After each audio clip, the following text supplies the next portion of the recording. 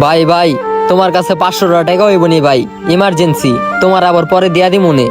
500 টাকা না, পকেটে আমার 1 টাকাও নাই।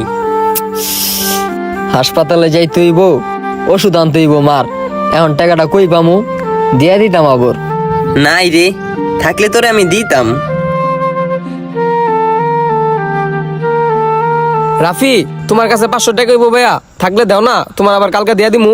500 আছে তো টাকা?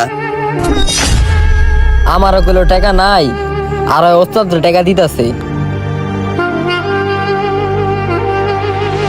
তোমার টাকা আমি কালকে দিয়া দিমু ভাইয়া, আমার অনেক উপকার হইছে। কোনো সমস্যা নাই, কালকে দিয়েন নাইলে পরশু দিয়েন, কিন্তু পরশু লাগবো আমার। কিরে কি হইছে? পাগলের মতো করতাছস কে? আরে বেটা, উস্তাদ টাকা